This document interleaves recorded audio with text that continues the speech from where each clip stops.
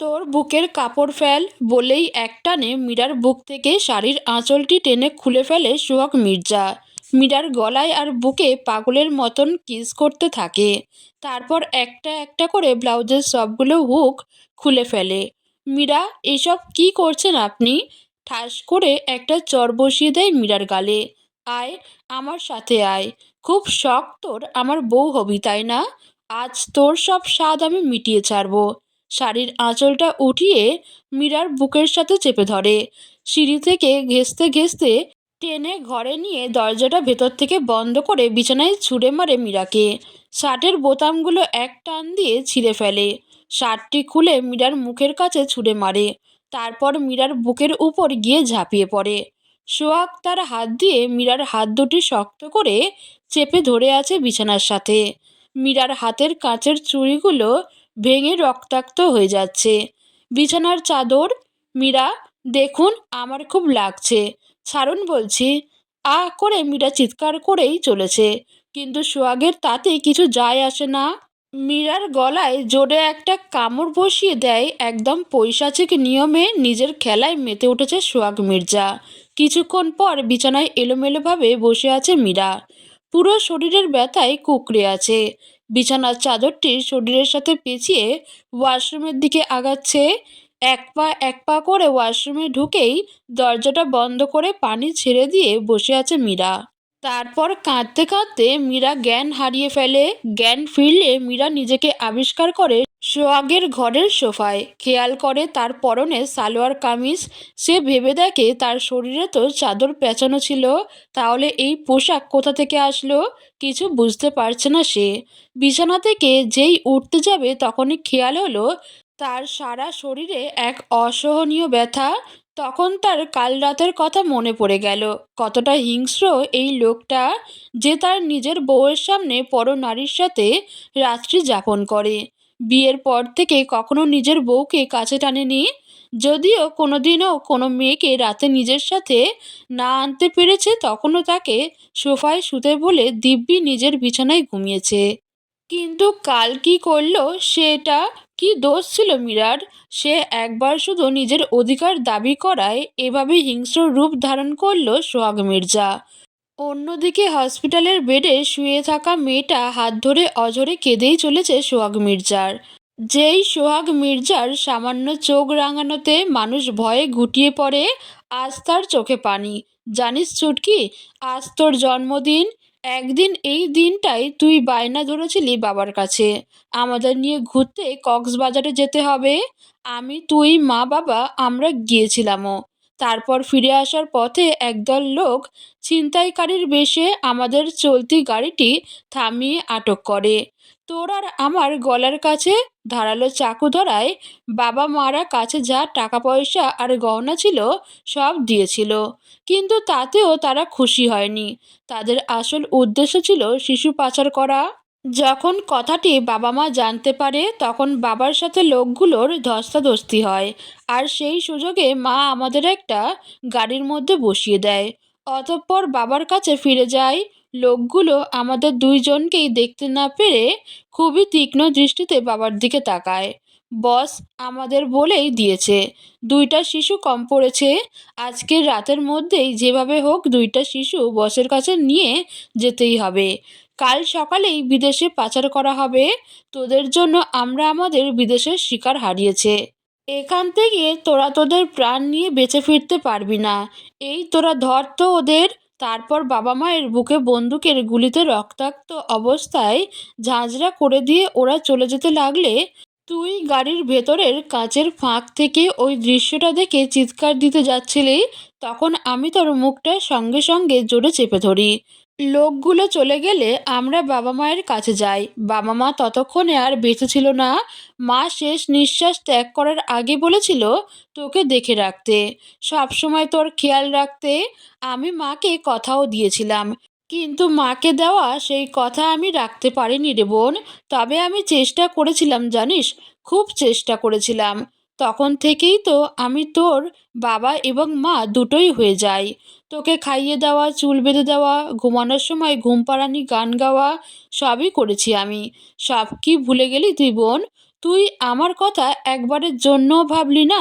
2 দিনের ওই ছেলেটার জন্য নিজের ভাইকে ছেড়ে চলে গিয়েছিলি? কী রে পাগলি, তোর চোখে পানি কেন? তুই কিচ্ছু ভাবিস না। যে তোর এই অবস্থার জন্য দায়ী তাকে আমি ছাড়ব না। সে সহ তার কাছের প্রত্যেকটা মানুষকে আমি ছারখার করে দেব। তিল তিল করে জ্বালিয়ে পুড়িয়ে অতিষ্ঠ করে দেব তাদের জীবন। এটা তোর কাছে আমার ওয়াদা। সোহাগের পিয়ে হাসান। হাসান হঠাৎ কেবিনের দরজার সামনে এসে সোহাগকে কাঁদতে দেখল। এই, আমি কি দেখছি? স্যার কাঁদছে? সোহাগের চোখ দরজার সামনে দাঁড়িয়ে থাকা হাসানের দিকে গেল। এখানে কি করছো? তোমাকে না বলেছিলাম বাইরে দাঁড়িয়ে থাকতে? দেখছো না আমি আমার বোনের সাথে সময় কাটাচ্ছি? কিন্তু স্যার, ইম্পর্ট্যান্ট একটা মিটিং ছিল আজ।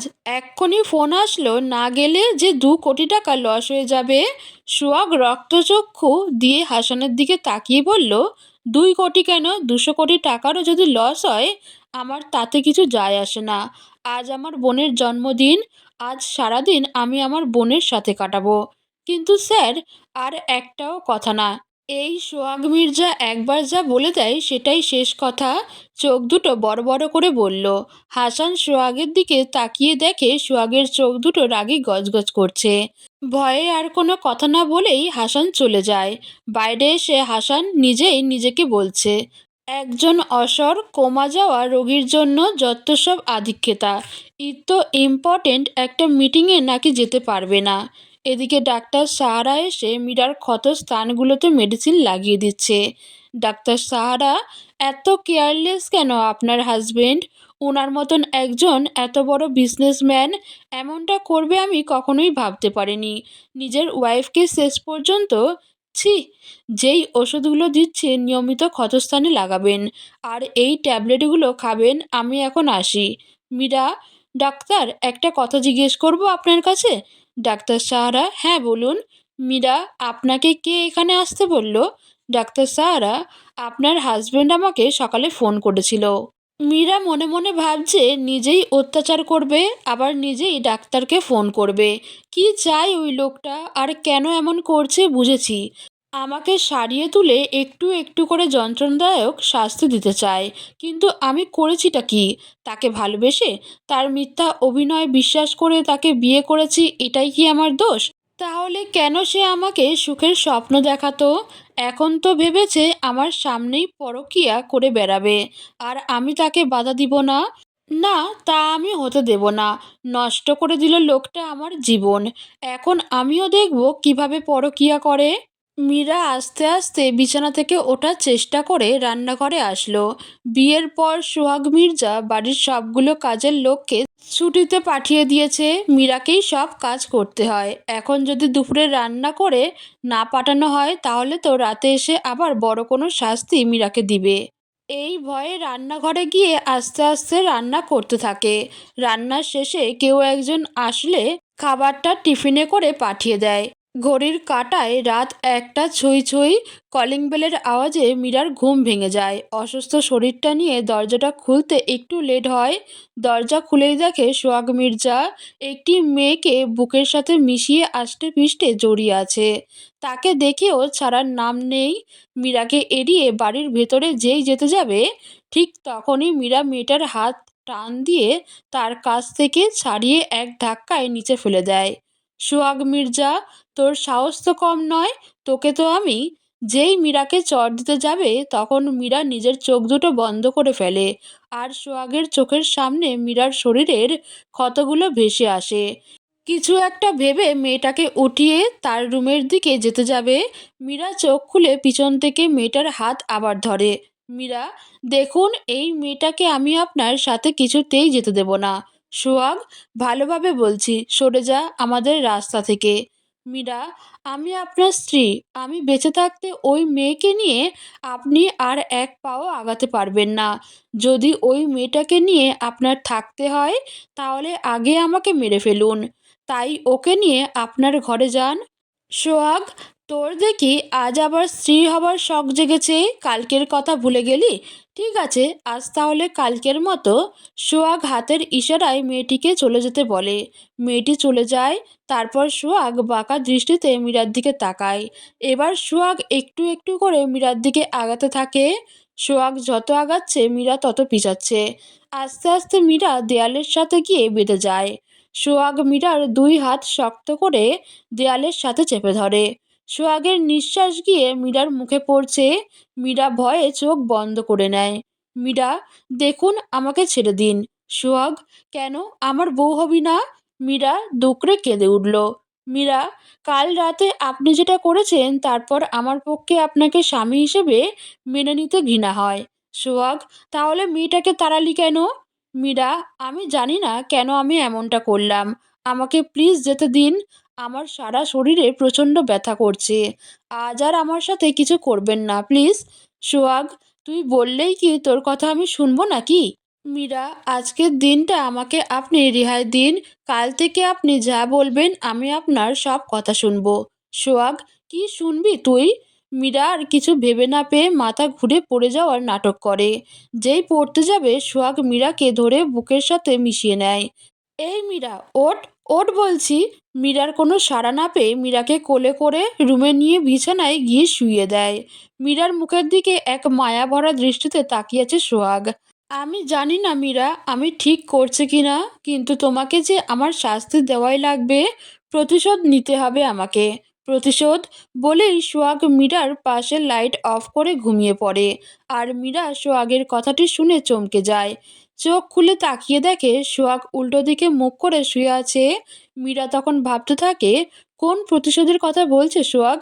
না, আমাকে জানতেই হবে। বিছানায় উবু হয়ে শুয়ে প্রিয়তমা স্ত্রী রাইসার কথা ভাবছে রাইসুল সিকদার। না জানি কতদিন তার এই বুকে মাথা রেখে ঘুমায়নি রাইসা। বুকের ভেতরটা অস্থিরতায় ছটফট করছে। এমনটা যেন মাঝরাত হলেই হয়।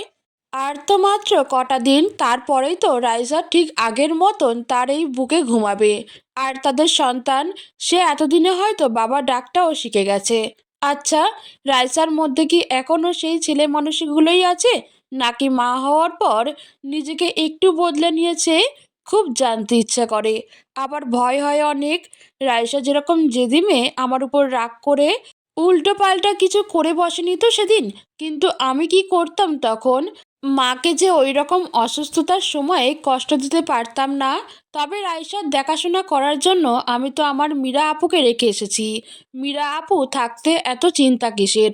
বাবা মারা যাবার পর মীরা আপু নিজ হাতেই সংসারের সমস্ত দায়িত্ব তুলে নিয়েছে। একা হাতে সামলিয়েছে সব কিছু। যে আমার ডাক্তারি পড়ার খরচ চালাতে গিয়ে নিজের একটা কিডনি পর্যন্ত বিক্রি করেছে, এমন আপুর কাছে থাকতে কিছুতেই আমার রাইসা খারাপ থাকতে পারে না। কথাগুলো বিচারণ করতে করতে ঘুমিয়ে পড়ে রাইসুল। সকালে অ্যালার্ম বাজতেই এক লাফে বিছানা ছেড়ে উঠে বসে মীরা। তাকিয়ে দেখে সোহাগ তার কানের কাছে ঘড়িতে অ্যালার্ম বাজিয়ে ধরে রেখেছে। মীরা, আপনি? আমতা আমতা করে বলে। সোহাগ মির্জা, ঘড়িতে টাইম দেখেছিস কয়টা বাজে? বাড়ির কাজগুলো কে করবে শুনি? আজ আমি অফিসে যাব না, তাই আজ বাড়িতেই ব্রেকফাস্ট করব ভেবেছি। আর তুই কিনা পড়ে পড়ে ঘুমাচ্ছিস। মীরা, আপনি একটু বসুন, আমি এক্ষুনি আপনার জন্য ব্রেকফাস্ট রেডি করে আনছি। বলে দরজার কাছে গিয়ে কিছু একটা ভেবে মীরা আবার ফিরে আসে। সোহাগ মির্জা, কি হলো? মীরা, না মানে আপনি তো রোজ সকালে খুব ভোরে অফিসে চলে যান। বাইরে ব্রেকফাস্ট কি খান তা তো আমি জানি না। সোহাগ মির্জা, স্ত্রী হয়েছিস আর এইটুকুর খোঁজও নিস না? এই, তুই তো দেখছি স্বামীর কি পছন্দ অপছন্দ কিছুই জানিস না, আর বলিস কি না আমার বউ হবি। হাত দিয়ে মীরার গলাটা শক্ত করে চেপে ধরে। মীরা, আহ, ছাড়ুন আমাকে। সোহাগের থেকে মীরা নিজেকে ছাড়িয়ে নিয়ে, আপনি যদি না বলেন তাহলে আমি জানবো কি করে? তারপর আমি কি থেকে কি আপনার জন্য বানিয়ে আনবো যদি আপনার মুখে না রোচে? সোহাগ মীরাকে বিছানায় ছুঁড়ে মারে। শক্ত করে মীরার দুই বাহু চেপে ধরে বলে, তোর সাহস তো দেখছি দিন দিন বেড়ে যাচ্ছে। মীরার ফোলা ঠোঁটটাতে আঙুল দিয়ে চেপে ধরে। আজ দেখছি তোর এই মুখে খুব বুলি ফুটেছে। আর যেন কখনো তোকে আমার মুখের উপর কথা বলতে না দেখি, নইলে এর ঝাঁঝ তোকে বোঝাতে আমার বেশি টাইম লাগবে না। মীরা সোহাগের আঙুলে একটা কামড় বসিয়ে দেয়। অনেক হয়েছে আর না। বিয়ের আগে তো শুধু আপনার মুখে মধু ফুটতো, এখন তো ভাষার ছিঁড়িতে আপনার কাছেও আসতে ঘৃণা হয় আমার। সোহাগকে এক ধাক্কা দিয়ে উঠে দাঁড়িয়ে কাপুরুষের মতো আমার গায়ে যেভাবে হাত দেন, মাঝে মাঝে তো মনে হয় আপনার মতো লোকের পুরুষত্ব না থাকাই ভালো ছিল। এত জঘন্য ব্যবহার করেন আমার সাথে কেন? কি অপরাধ করেছি আমি? আর কত, আর কত এইভাবে অত্যাচার করবেন আমার উপর? এই কি আপনার সেই ভালোবাসা? কি চান আপনি আমাকে একটু বলবেন? আমি আর পারছি না।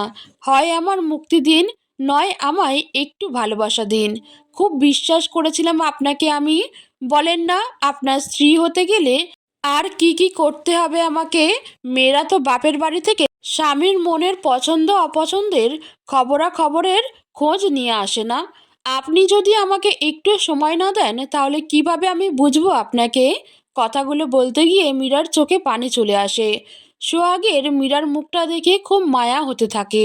একটা সময় মীরার চোখের পানি সোহাগ সহ্য করতে পারতো না। মীরার মন খারাপ থাকলে সারাদিন একটার পর একটা সারপ্রাইজ দিয়ে মীরার মুখে হাসি ফোটানোর চেষ্টা করত। সোহাগ মীরার খুব কাছে চলে আসে, দুই হাত দিয়ে মীরার গলাটা আঁকড়ে ধরে মুখটা উঁচু করে তোলে, নিজের ঠোঁট দিয়ে মীরার চোখের পানি মুছিয়ে দেয়। তারপর যখনই নিজের ঠোঁটটা মীরার ঠোঁটে বসাতে যাবে ঠিক তখনই মীরা নিজের হাতটা দুইজনের ঠোঁটের মাঝখানে নিয়ে আসে। মীরা, আমি ব্রাশ করিনি, সরুন, বলেই রুম থেকে বেরিয়ে কিচেনে চলে যায়। গ্যাসের চুলাটা অন করে দিয়ে বিড়বিড় করে বলে লোকটা আস্ত একটা অসভ্য, যখন তখন শুধু আমাকে হেনস্থা করার বাহানা খুঁজে। না, এই লোকটাকে যেভাবেই হোক সোজা পথে আনতে হবে। কি পেয়েছেটা কি? আমি কি মানুষ না? আমারও একটা মন আছে। সেই মনটাতে খুব কষ্ট হয় যখন আমার সাথে উনি খারাপ বিহেভ করেন। কিছুক্ষণ পর মীরা গরম গরম পরোটা আর আলু ভাজি নিয়ে ঘরে এসে দেখে সোহাগ বিছানার উপর গাদাগাদি কাপড় মেলে রেখেছে। মীরা, আমরা কি কোথাও যাচ্ছি? সোহাগ মির্জা, না। মীরা, তাহলে এত কাপড় কেন বের করে রেখেছেন? মনে তো হচ্ছে আলমারির সব কাপড়ই এখানে। সোহাগ মির্জা, তোমার কথাগুলো শুনে আমার মনটা বদলে ফেললাম। ভেবে দেখলাম তোমাকে স্ত্রী হবার একটা সুযোগ দেওয়া যেতে পারে। সুযোগটা নিতে রাজি থাকলে তোমাকে কিছু পরীক্ষা দিতে হবে। পরীক্ষা দিয়ে পাশ করলেই তুমি আমার স্ত্রী হবার সম্পূর্ণ সম্মান ও মর্যাদা পাবে, হতে পারবে আমার যোগ্য অর্ধাঙ্গিনী। আর মনে রেখো, আমার পরীক্ষায় উত্তীর্ণ না হলে আজ কিন্তু পুরো বাড়িতে ঝাড়ু পোছা লাগিয়ে মেজে পরিষ্কার করতে হবে। বাড়ির একটা কোণাও বাদ দিতে পারবে না। কয়েকটা কাপড় মীরার হাতে ধরিয়ে দিয়ে ওয়াশরুমে যাও। 30 মিনিট সময় আছে তোমার কাছে। ওয়াশিং মেশিন ছাড়াই সব পরিষ্কার করবে। তারপর আয়রন করে ঠিক যেভাবে আগে আলমারিতে সাজানো ছিল সেগুলোই সেভাবে গুছিয়ে রাখবে। মীরা একটু মুচকি এসে, এমন ফালতু আইডিয়া কোথা থেকে বের করেন বলেন তো? আমাকে কি আপনার বোকা মনে হয়? পুরো কাপড়ের দোকান সামনে রেখে বলছেন 30 মিনিটে ধুয়ে আয়রন করে দিতে। আর শুনুন, আমি আপনার খেলনা পুতুল নই। কোনো পরীক্ষা টরীক্ষা আমি দিতে পারবো না। আপনার এসব ছেলে মানুষই এবার বন্ধ করুন। আর এটা ভুলে যাবেন না, আমাকে বিয়ের প্রস্তাবটা আপনিই দিয়েছিলেন। আমি আপনার যোগ্য নাকি অযোগ্য সেটা তো আপনার বিয়ের আগেই ভাবা উচিত ছিল। মীরা বিছানা থেকে একটি শাড়ি আর তোয়ালে নিয়ে ওয়াশরুমে চলে যায়। আর সোহাগ হয়ে পড়ে থাকে। বিছানার উপর বসে পড়ে, পা ঝুলিয়ে দিয়ে ভাবে আর কি উপায়ে মীরাকে শাস্তি দেবে। ফ্ল্যাশব্যাক। খাবার টেবিলে বসে আছে রাইসা। সখিনা, খাইয়া লাও মেম সাব। রাইসা, না খালা, যতক্ষণ না ভাইয়া আসছে আমি কিছুই খাবো না। সখিনা, এইটা কোনো কথা হইল? সাহেব যদি রাতে না আয়ে তাইলে কি না খাইয়া থাকবা? রাইসা, খালা, তুমি আর কথা বলো না তো। দেখছই তো সে কখন থেকে পেটের ভেতরে ইঁদুরে দৌড়াদৌড়ি করছে। সখিনা, হেই লাইগাই তো কইতাছি। খাইয়া লও সাহেব, না জানি কখন আইব আর তোমারে আমি খাওয়াই নাই দেইখা আমারে এই কথা হুনাইব। রাইসা, প্লিজ খালা আর জোর করো না, ভাইয়া হয়তো খুব বিজি আছে, দেখি না আরেকটু অপেক্ষা করে। সোহাগ মির্জা, আর অপেক্ষা করা লাগবে না, আমি এসে গেছি। রাইসা উঠে গিয়ে সোহাগের সামনে এসে দাঁড়ায়। এত রাত করে কেন আসো ভাইয়া? জানো না আমি না খেয়ে বসে থাকি? সোহাগ কান ধরে বলে, সরি ছুটকি, আসলে সারাদিন খুব বিজি ছিলাম। আজ তো লাঞ্চটাও করার সময় পাইনি। রাইসা, আচ্ছা হয়েছে, এখন চলো ডিনার করবে। সোহাগ মির্জা, চলো। Mirza group of industry. I love you জানু, আই লাভ ইউ টু। উম্মা, উম্মা। উম মীরা দরজার কাছে দাঁড়িয়ে কান পেতে হেলান দিয়ে কথাগুলো শোনার চেষ্টা করছে, আর বারবার নাক মুছছে। বিড়বিড় করে বলছে, বেটা বেইমান, খবিস, লুচ্চা শামুক, তোকে আমি দেখে নেব। এবার আসিস আমার কাছে। ভালোবাসা দাও না সোনা, ভালোবাসা দাও। ফাটা বাস ধরাই দেব হাতে। আমার জীবনটারে তেনা তেনা কইরা এখন অন্য মেয়ে নিয়ে ফুর্তি। তোরে তো আমি। সোহাগ দরজাটা খুলতেই মীরা পড়ে যাবে। সোহাগ অমনি মীরার হাতটা ধরে বসে, মীরাকে নিজের খুব কাছে টেনে নেয়। তারপর মীরার কোমরটি খুব শক্ত করে চেপে ধরে। সোহাগ মির্জা, এই এক্ষুনি তো পড়ে যাচ্ছিলে, একটু সাবধানে থাকতে পারো না? মেয়েটিকে চোখের ইশারায় চলে যেতে বলে। মীরা, সরুন তো আপনি, আপনি একটা খারাপ লোক, আপনার সাথে কোনো কথা নেই। সোহাগ মির্জা, কেন, আমি আবার কি করলাম? মীরা, সেটা আপনি খুব ভালো করেই জানেন। সোহাগ মির্জা, কি জানি আমি? মীরা, উফ, আপনি আসলেই একটা বজ্জাত। সোহাগ মির্জা, ওই বজ্জাতের কি করেছি আমি? মীরা, কি করেছেন আবার বলছেন? ছি ছি ছি ছি। মীরা, ছি ছি করতে করতে মুখটা ঘুরিয়ে নেয় সোহাগের থেকে। সোহাগ মির্জা, তোমার ছিয়ের লিস্ট এত লম্বা যে আমি বুঝে উঠতে পারছি না কি করেছি। যদি একটু বুঝিয়ে না বলো। সোহাগ আর কিছু বলার আগেই মীরা সোহাগের গালে একটা কিস বসিয়ে দেয়। মা। মীরা এই করছিলেন ওই মেয়েটার সাথে, মুখটা মলিন করে বলে। সোহাগ একটু মুচকি হেসে, তাই বুঝি? তো আমি যাই করি না কেন তাতে তোমার কি? তুমি তো আর আমাকে ভালোবাসো না। তাছাড়া আমি তো সালমান খান নই যে যুগ যুগ মেয়েরা আমার অপেক্ষায় বসে থাকবে। একবার মাথার চুল পাকতে শুরু করলে সুন্দরী মেয়েরা আমায় আঙ্কেল বলে ডাকবে, তুমি বোঝো না? মীরা মুখ টিপে হাসতে শুরু করে। সত্যি? আপনার মাথাতেই কিছু কিছু চুল পেকে গেছে, এখন তো সব মেয়েরাই আপনাকে আঙ্কেল বলবে। এই তো দেখুন না, এখানে একটা, এখানেও আছে, এখানেও, আরও এখানে। সোহাগের চুলের এখানে ওখানে আঙুলের ইশারায় দেখায় মীরা। সোহাগ কিছু না বলেই মীরার কোমরটা ছেড়ে দিয়ে ওয়াশরুমে চলে যায়। আয়নার সামনে দাঁড়িয়ে মাথার পাকা চুলগুলো খুঁজতে থাকে। মীরা সোহাগের পিছন পিছন এসে ওয়াশরুমের দরজাটা একটু আলগা করে ব্যাপারটা দেখে, মুখ টিপে হাসে। তখন সোহাগ আয়নার ভেতরে মীরাকে দেখতে পায়। সোহাগ মির্জা, এই মীরা, কোথায় পাকা চুল? একটা পাকা চুলও তো খুঁজে পাচ্ছি না। মীরা ওয়াশরুমের ভেতরে চলে আসে। মীরা, আরে স্যার, আপনি সত্যিই একটা বোকা, আপনার মাথায় পাকা চুল। মীরা আর কিছু বলতে যাবে তার আগেই সোহাগ পানি ছেড়ে দেয়। আস্তে আস্তে মীরার সারা শরীর ভিজে যায়। ভিজে গিয়ে মীরা কুঁকড়ে থাকে, থরথর করে দাঁতগুলো কাঁপে। একেই তো কনকনে শীতের দিন, তার উপর আবার সকাল সকাল ভেজা শরীরে প্রচণ্ড ঠান্ডা। আহ, গাল থেকেই ধোঁয়া বের হচ্ছে। কেমন লাগে এই সময়ে? মীরা রেগে চলে যায়, পরপর 3 দিন অফিসে আসে না। সোহাগ অনেক চেষ্টা করে মীরার মান ভাঙানোর, যার জন্য একটার পর একটা সারপ্রাইজ প্ল্যান করতে থাকে মীরার জন্য। আর মীরারও সারপ্রাইজ পেতে ভালো লাগে, তাই সোহাগের উপর রেগে থাকার নাটক করে যায়। তারপর যখন এক ঝড় বৃষ্টির রাতে মীরার বাড়ির সামনে দাঁড়িয়ে কনকনে শীতে সোহাগ ভিজছিল, তখন গিয়ে মীরা বলে, রেগে থাকার নাটক করেছে। সোহাগ মির্জা, অতীতের ছোট ছোট সুখের মুহূর্তগুলো কেন খুব দ্রুত গতিতে চলে যায়? কেন সেই মুহূর্তগুলোকে আটকে রাখা যায় না?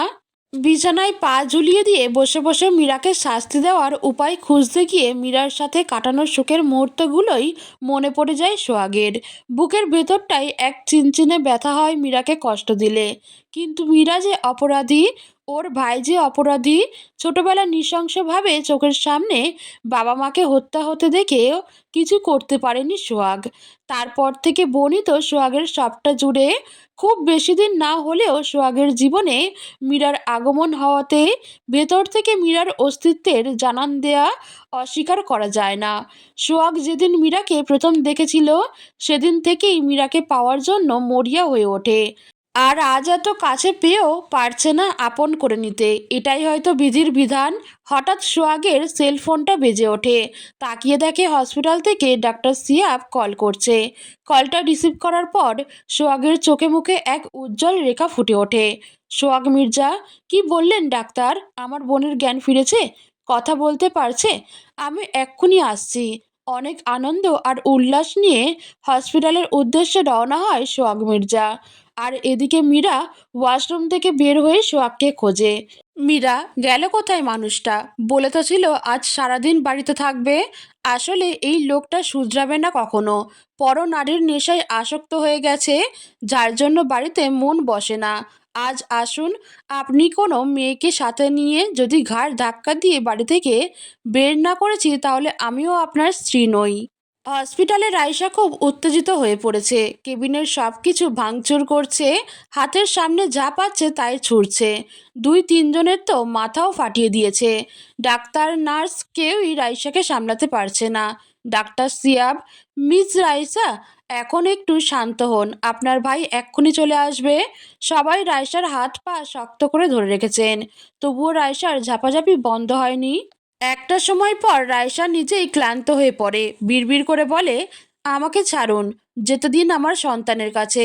নেয়া ওকে মেরে ফেলবে। কথাটা বলে বেডে ঢলে পড়ে। সোহাগ এসে বোনকে ঘুমন্ত অবস্থায় দেখে, মুখটা ফ্যাকাশে হয়ে যায়। সোহাগ মির্জা, ডাক্তার, আপনি তো বলেছিলেন আমার বোনের জ্ঞান ফিরেছে, কথা বলতে পারছে। তাহলে? ডাক্তার সিয়াব, আমি ভুল বলিনি মিস্টার মির্জা, আপনার বোন এখন ঘুমোচ্ছে। আমরা ওনাকে ঘুমের ইঞ্জেকশন দিয়ে রেখেছি। ইঞ্জেকশনটা না দিলে আমাদের পক্ষে পেশেন্টকে সামলানো সম্ভব হচ্ছিল না। এই যে এদেরকে দেখুন, মাথা ফাটিয়ে কি অবস্থা করেছে। সোহাগ মির্জা, সরি ডাক্তার, কিন্তু আমার বোন এমনটা কেন করছে? ডাক্তার সিয়াব, জানি না, আমরা তো কথাই বলতে পারছি না। আপনি বরং উনাকে বাড়িতে নিয়ে যান। বাড়িতে গেলে অবস্থার পরিবর্তন আসতে পারে। অনেক সময়ে পেশেন্টের এমন অবস্থায় চিকিৎসার পাশাপাশি পরিবারের আপনজনদের সঙ্গ প্রয়োজন। সোহাগ আর কোনো কথা বলে না, নীরবে রায়সার পাশে গিয়ে কিছুক্ষণ বসে থাকে। রায়সার ঘুমন্ত মুখটার দিকে তাকিয়ে দুফোঁটা চোখের পানি ফেলে। তারপর বোনকে কোলে তুলে নিয়ে বাড়িতে নিয়ে যায়। মির্জা প্যালেস। সোহাগের কোলে রায়সাকে দেখে মীরা রেগে ক্ষিপ্ত হয়ে ওঠে। শাড়ির আঁচল কোমরে গুজে, মীরা, আপনি আজও? সোহাগ কিছু না বলে মীরার পাশ কাটে, রায়সাকে নিয়ে সিঁড়ি বেয়ে উপরে উঠে যায়। মীরাও সোহাগের পিছন পিছন যায়। মীরা, আমি আপনাকে কিছু বলছি, আমার কথার উত্তর না দিয়ে চলে যাচ্ছেন কেন? সোহাগ বোনকে নিয়ে রুমে শুইয়ে দেয়। মীরা সোহাগের হাত ধরে এক টানে নিজের সামনে নিয়ে আসে। সোহাগের শার্টের কলারটি টেনে ধরে। মীরা, কেন এমন করছেন আপনি? আজ কিছুতেই এসব দুশ্চরিত্রা মেয়ের সাথে আপনাকে আমি থাকতে দেব না। মীরার মুখে রাইসাকে বলা দুশ্চরিত্রা কথাটা শুনে সোহাগ প্রচণ্ড আকারে রেগে যায়। মীরার গালে ঠাস করে একটা চড় বসিয়ে দেয়। মীরা গালে হাত দিয়ে সোহাগের মুখের দিকে চেয়ে থাকে। সোহাগ মির্জা, তোর সাহস তো কম না, ওকে দুশ্চরিত্রা বলছিস তুই? তোকে তো আমি। মীরা, দুশ্চরিত্রাকে দুশ্চরিত্রা বলবো না তো কি সতী সাবিত্রী বলবো, যে অন্যের স্বামীর সাথে বেড শেয়ার করতে দিন দুপুরে অন্যের বাড়িতে চলে আসে, তাকে আর কি বলা যায়? ওকে এখন আমি কি করি আপনি দেখুন। মীরা রায়সার কাছে গিয়ে ঘুমন্ত রায়সাকে ঝাঁকাতে শুরু করে। এই মেয়ে, ওঠ ওঠ বলছি, বেরো আমার বাড়ি থেকে। তোদের মতন নষ্টা মেয়ের জন্য আমাদের মতো মেয়েদের আজ কপাল পুড়ছে। সোহাগ মীরার হাত ধরে রায়সার থেকে দূরে সরিয়ে আনে। তুই কিন্তু এবার সত্যিই অনেক বাড়াবাড়ি করে ফেলছিস। মীরা, আমি বাড়াবাড়ি করছি? একটানে মীরা বুক থেকে নিজের শাড়ির আঁচলটি টেনে খুলে ফেলে। কি আছে এইসব মেয়েদের মধ্যে যা আমার মধ্যে নেই? কেন বারবার আপনি যৌবনের চাহিদা মেটাতে এইসব মেয়েদের ব্যবহার করেন? বাড়িটাকে তো পতিতালয় বানিয়েই ফেলেছেন। এইসব মেয়ের প্রতি যদি এতই আসক্ত থাকবেন, তাহলে আমায় কেন বিয়ে করেছিলেন? সোহাগের রাগ এবার চরম আকার ধারণ করে। এক ধাক্কায় মীরাকে মেঝেতে ফেলে দেয়। কি বললি তুই? বেল্ট খুলে মীরার পিঠে মারতে থাকে। তারপর মীরার এক মুষ্টি চুল শক্ত করে ধরে কপালে আঘাত করে। মীরার কপাল ফেটে রক্ত ঝরতে থাকে। ফর্সা পিঠটা কেটে ছিন্ন বিচ্ছিন্ন হয়ে যায়। মীরা সোহাগের প্রতিটা আঘাতে আর্তনাদ করে। সেই দিকে সোহাগের কোনো খেয়াল নেই। সোহাগ মীরাকে মারে, এত মারে যে মীরার নিঃশ্বাস নিতে খুব কষ্ট হয়। মারতে মারতে সোহাগ যখন খুব ক্লান্ত হয়ে পড়ে, তখন মীরার গালটি শক্ত করে চেপে ধরে। রায়সার দিকে আঙুল দেখিয়ে বলে, দেখ ওকে, জানিস তুই কাকে কি বলছিস? ও তোর কাছে দুশ্চরিত্রা, নষ্টা মেয়ে, তাই না? তুই জানিস আমার জীবনে ওর কী স্থান? কেউ যদি বলে আমায় ওর জন্য আমার কলিজাটা ছিঁড়ে দিতে, তাহলে আমি সেটাও দিয়ে দিতে পারি। আর তুই কি না? মীরা সোহাগের পা ধরে আস্তে আস্তে উঠে দাঁড়ায়, নিজের রক্তাক্ত কপালটা সোহাগের বুকের সাথে মিশিয়ে কম্পিত ঠোঁটে বলে, আপনি আমার কাছে সবসময় জানতে চাইতেন না আমি আপনাকে ভালোবাসি কি না? ভালোবাসি, খুব ভালোবাসি আপনাকে। এজন্যই তো অন্য কারোর সাথে আপনাকে আমি কল্পনাও করতে পারি না। আমার খুব কষ্ট হয় যখন চোখের সামনে অন্য মেয়েদের নিয়ে ঘরের দরজাটা বন্ধ করে দেন। আমি তো আপনাকে ভালোবাসি বলেই আপনার এত অত্যাচার সহ্য করে আপনার কাছে পড়ে আছি। আমি তো আপনার কাছে বেশি কিছু চাইনি, আর পাঁচটা স্বামী স্ত্রীর মতোই একটু সুখে থাকতে চেয়েছি। আর আপনি আমার সাথে। মীরা আর কিছু বলার আগেই জ্ঞান হারিয়ে ফেলে। জ্ঞান হারিয়ে মীরা সোহাগের বুক থেকে ঢলে পড়ছে। এমন সময়ে সোহাগ মীরার হাত দুটো শক্ত করে ধরে বসে, মীরাকে টেনে নিজের বাহুডোরে মিশিয়ে নেয়, মীরাকে ঝাপটে ধরে। সোহাগ মির্জা, মীরা, এই মীরা, এই, সত্যিই কি তুমি আমাকে এতটা ভালোবাসো? কি হলো, কথা বলছো না কেন? সোহাগ মীরার মুখটা নিজের সামনে নিয়ে আসে, দেখে মীরার কোনো সাড়া শব্দ নেই। সোহাগের রাগ এখন অনুশোচনায় পরিণত হয়। মীরার সারা শরীরের ক্ষতগুলোতে চোখ বুলাতে থাকে। মীরার ক্ষতবিক্ষত শরীরটা দেখে সোহাগের চোখ বেয়ে পানি পড়ছে, যন্ত্রণায় বুকটা ফেটে যাচ্ছে। সোহাগ মির্জা, কতটা ব্যথা আর যন্ত্রণা দিয়েছি আমি তোমাকে? কেন আমি এত রাগতে গেলাম? তুমি তো জানোই রাগ হলে আমার মাথা ঠিক থাকে না। তাহলে কেন তুমি আমাকে রাগাও? মীরার শরীরের ক্ষত স্থানগুলোতে সোহাগ হাত বুলিয়ে দেয়, পিঠের ক্ষতগুলোতে আলতো ঠোঁটের পরশ ছুঁইয়ে দেয়। তারপর গলায় দেওয়া সেদিনের কামড়ের দাগটাতে একটা গভীর চুম্বনে ডুবে থাকে। এমন সময়ে উহ উহ দরজার কাছে দাঁড়িয়ে হাসান হালকা কাশি দিয়ে ওঠে। সোহাগ মির্জা, হাসান তুমি এখানে? হাসান, স্যার একটা গুড নিউজ দেওয়ার ছিল। সোহাগ মির্জা, কি এমন গুড নিউজ যা বলতে বাড়িতে চলে আসতে হলো?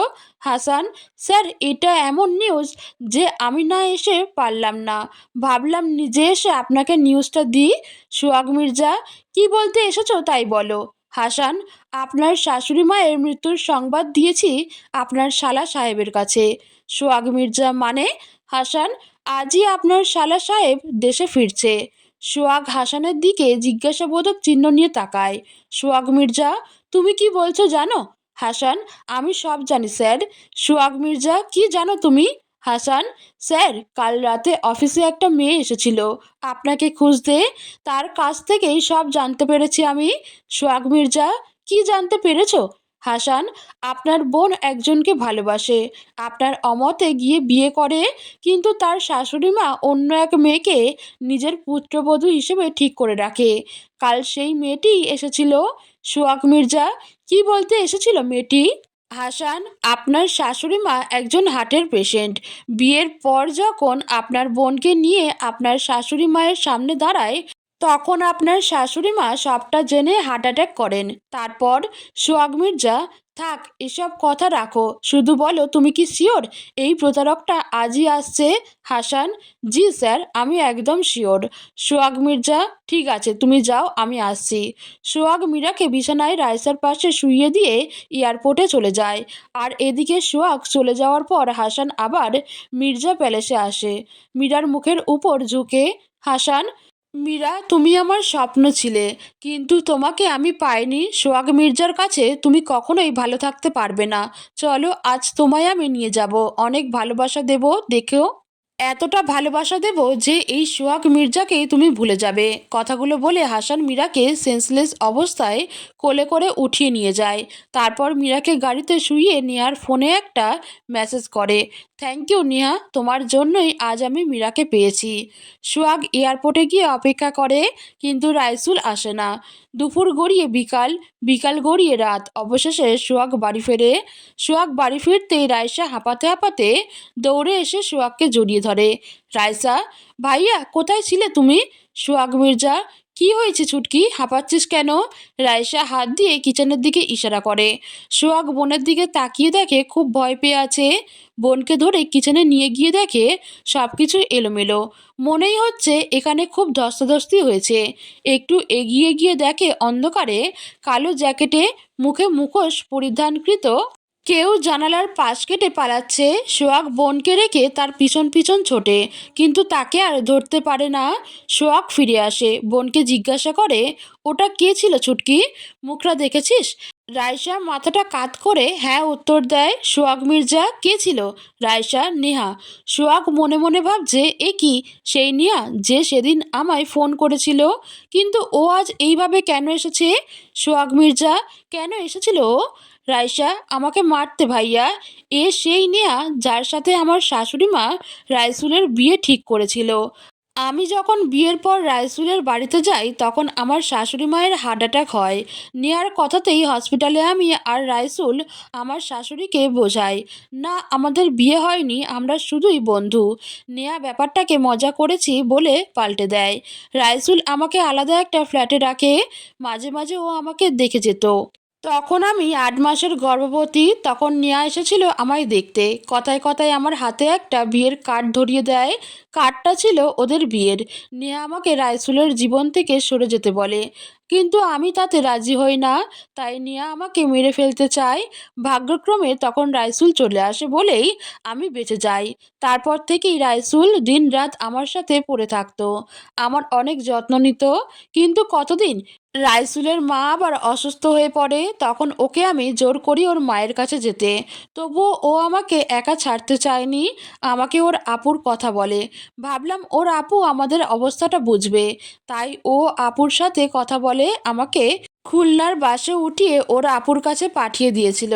বাস খুলনাতেই আসছিল, কিন্তু মাঝপথে নেয়ার দলবল আমাকে আটক করে। অনেক চেষ্টা করেও আমি পালাতে পারি না, আমাকে নেয়া অনেক আঘাত করে। আমার সন্তান ভূমিষ্ঠ হতেই ও নিয়ে যায় আমার থেকে, আর আমাকে পিছিয়ে দিয়ে যায় ওর গাড়ির সাথে। তারপরের কোনো কথা আমার মনে নেই, শুধু চোখ মেলে নিজেকে হসপিটালে আবিষ্কার করি। ডাক্তার নার্স সবাইকে দেখতে পাই, কিন্তু আমার সন্তানকে পাই না। আমার সন্তান কোথায় ভাইয়া? প্লিজ ওকে আমার কাছে এনে দাও, আমি আর কখনো তোমার কাছে কিচ্ছু চাইবো না প্লিজ। রাইসা কাঁদতে থাকে। সোহাগ রাইসাকে জড়িয়ে ধরে, শান্ত হবন। কিছুক্ষণ পরে সোহাগ মির্জা, একটা কথার উত্তর দিবি আমাকে, তুই কি কখনো রাইসুলের আপুকে দেখেছিস? রাইসা, না ভাইয়া, তবে শুনেছি ওর আপু খুবই ভালো, সবসময় ওর আপুর প্রশংসা শুনতাম।